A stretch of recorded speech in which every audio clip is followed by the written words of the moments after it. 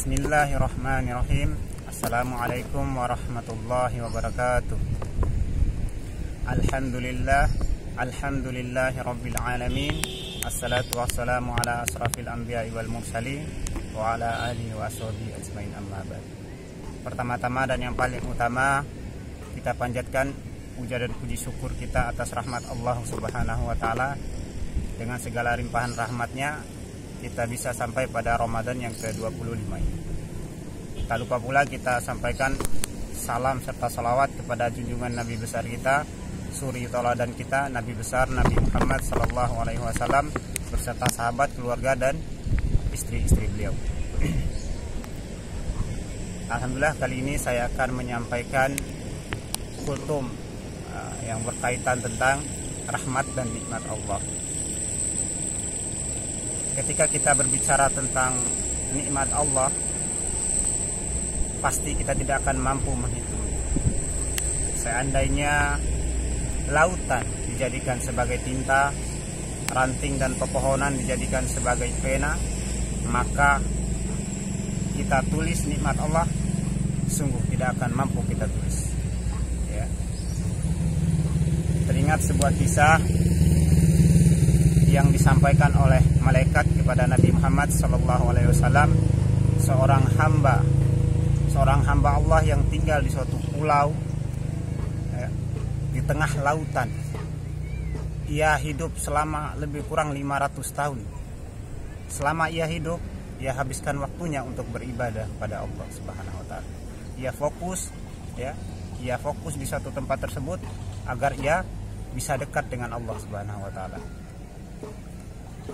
Di tempat tinggalnya Allah anugerahkan berupa nikmat seperti air tawar, sementara ia tinggal di tengah lautan, air tawar yang segar dan buah delima yang berbuah setiap malam.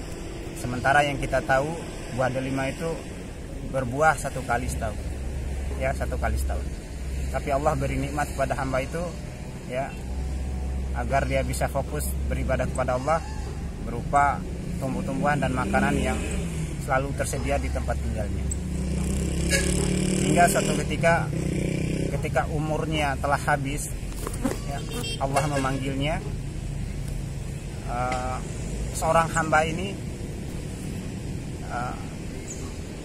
dalam masa ditentukan tempat ia di akhirat, entah surga atau neraka, maka Allah sampaikan kepada malaikat, "Hai malaikat, masukkanlah hambaku ini ke dalam surga karena rahmat." Ya Allah, kata hamba ini, "Ya Allah, masukkan hambamu ini ke dalam surga karena amal ibadah."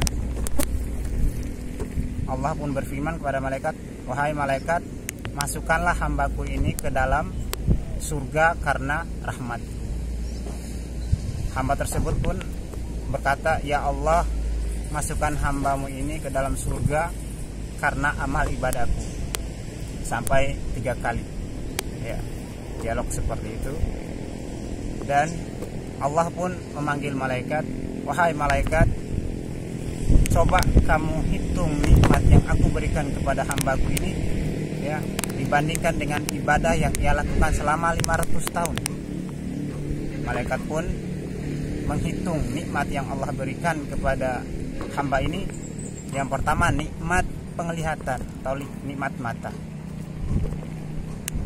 Ketika ditimbang, maka nikmat mata ini lebih berat ketimbang ibadah hamba ini selama 500 tahun. Belum lagi anggota tubuh lain. Dan akhirnya Allah mengatakan, "Wahai malaikat, masukkan ia ke dalam neraka." Ketika malaikat ingin menggiring seorang hamba ini ke dalam neraka, maka hamba tersebut mengatakan, "Wahai Allah, masukkan hambamu ini ke dalam surga karena rahmat-Mu."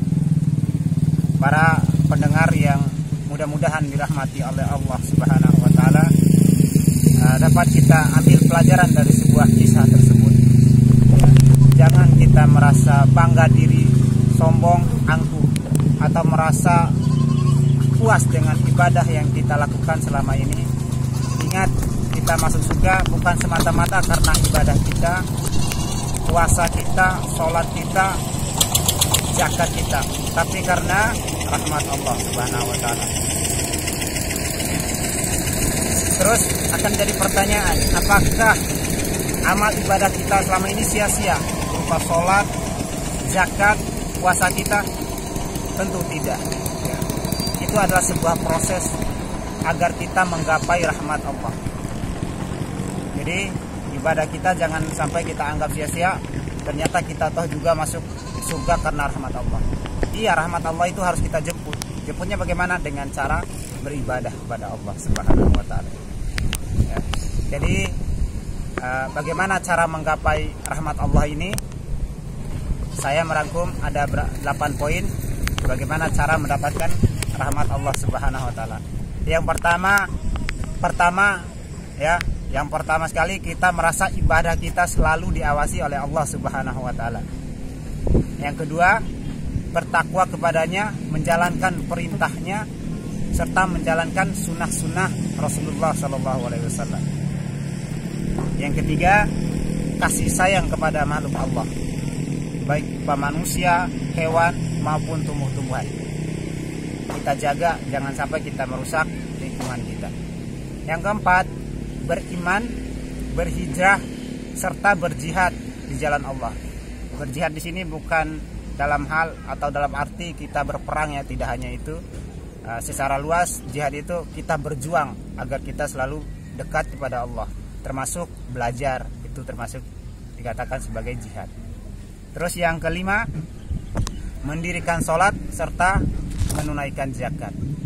Yang keenam, berdoa kepada Allah agar diberikan rahmatnya atau kita mendapatkan rahmat Allah Subhanahu wa taala. Terus yang ketujuh, membaca, menghafal serta mengamalkan isi Al-Quran. Lalu ketika dibacakan Al-Quran, maka kita mendengarkan dengan tenang. Terus yang 8, perbanyak istighfar dan memohon ampun kepada Allah Subhanahu wa taala. Sebagaimana firman-Nya, laula tastaghfirunallaha la'allakum turhamun. Artinya, hendaklah kamu meminta ampun kepada Allah agar kamu mendapat rahmat. Para pendengar yang mudah-mudahan dirahmati oleh Allah Subhanahu wa taala, mungkin cukup sekian kultum singkat yang dapat saya sampaikan. Yang benar datang dari Allah dan yang salah datang dari saya pribadi. Sekian, wabillahi taufiq wal hidayah. Wassalamualaikum warahmatullahi wabarakatuh.